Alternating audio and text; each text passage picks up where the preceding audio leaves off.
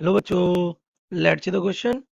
A uniform flagpole of length L and mass capital M is pivoted on the ground with a frictionless hinge. The flagpole makes an angle theta with the horizontal. तो ये देखो ये flagpole है आपका जो horizontal कितना angle बना रहा है theta. The moment of inertia of the flagpole about one end is 1 by 3 ml square.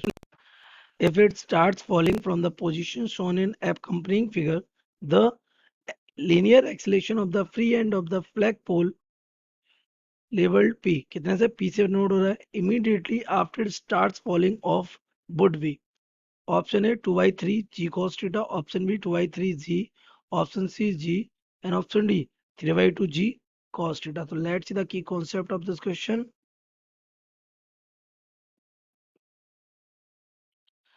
The key concept of this question is the moment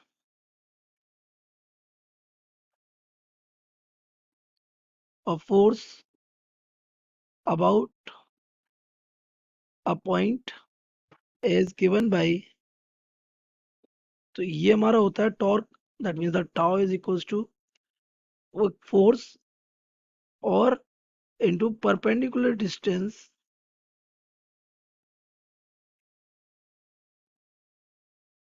from point. ये हमारा हो गया एक रिलेशन जो कि हमारा मोमेंट ऑफ फोर्स का है. फोर्स हमारा also equals to the I alpha, जहाँ पे आई क्या है, I is moment of inertia, alpha is angular acceleration. तो एंगुलर एक्सेलरेशन के टर्म्स में अगर मैं देखूं तो we will get I alpha is equals to force into perpendicular distance मान लेते हैं आर परपेंडिकुलर. तो ये हमारा बन गया एक इक्वेशन. यहाँ से अल्फा से हम निकाल सकते हैं क्या, कैपिटल ए. तो अभी हम सॉल्व कर लेते हैं पहले अल्फा को. तो आपको पता है ये जो रॉड है इसका मूवमेंट ऑफ इसका सेंटर ऑफ मास होगा यहाँ, इसका टोटल मास यहीं लाई कर रहा होगा. इस टोटल मास का नीचे की तरफ क्या लग रहा होगा, एम जी. उसी एम जी की वजह से ही ये कहाँ जाएगा, डाउन जाएगा. तो इस एम जी का मान लिया इस पॉइंट के रिस्पेक्ट में हम टॉर्क अगर देखें तो आपको पता है इसकी इससे परपेंडिकुलर डिस्टेंस ये हो जाएगी. This is the perpendicular distance of force M G. तो हमारा जो यहाँ से टॉर्क बनेगा that force is M G, F क्या हो गया हमारे यहाँ से एम जी, और परपेंडिकुलर डिस्टेंस अगर निकाली जाए तो ये हमारा हो जाएगा एल बाई टू हो जाएगा यहाँ से यहाँ तक ये एल अपॉन टू, और ये हमें चाहिए बेस. तो हम यहाँ से कॉस थीटा निकाल सकते हैं. तो कॉस थीटा इक्वल हो जाएगा base upon hypotenuse, that means R perpendicular upon L upon two. ये हमारा हो जाएगा L cos theta divided by two. तो हम दोनों चीजें अगर यहाँ पुट कर दें then we will get I alpha is equal to M G into L cos theta divided by two. अच्छा आई आपको गिवन है क्वेश्चन में कितना है, 1/3 ml स्क्वायर.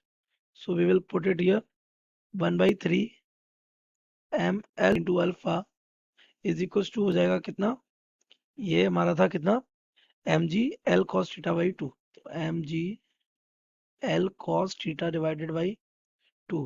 तो ये एक एल से एक एल क्या हो जाएगा, कैंसिल हो जाएगा, और थ्री हमारा इधर चला जाएगा. तो अल्फा हमारा आ जाएगा एक एम से एम भी कैंसिल हो जाएगा. तो अल्फा हमारा आ जाएगा 3 G cos theta divided by two of L. ये कौन सा आ गया आपका, angular acceleration.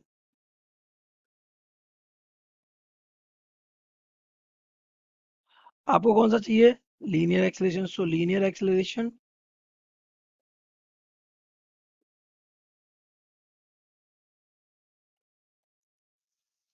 It is given by A is equals to हो जाएगा हमारा आर अल्फा, ये होता है फॉर्मूला हमारा. तो अगर हम यहाँ देखें तो ये हमारा रेडियस क्या हो जाएगी, ये पूरा रेडियस हो जाएगी, क्योंकि ये इसी के अबाउट में इस तरीके से क्या कर रहा है, रोटेट कर रहा है. तो हमारी रेडियस किसके इक्वल हो जाएगी, एल के. तो हम यहाँ पे एल पुट कर सकते हैं. तो ए हमारा यहाँ से आ जाएगा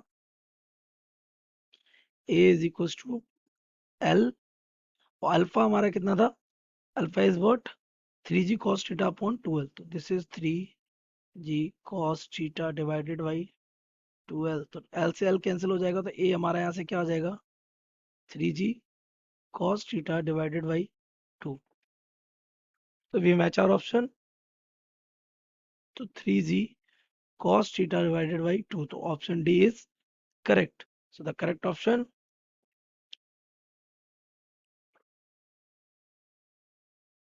D.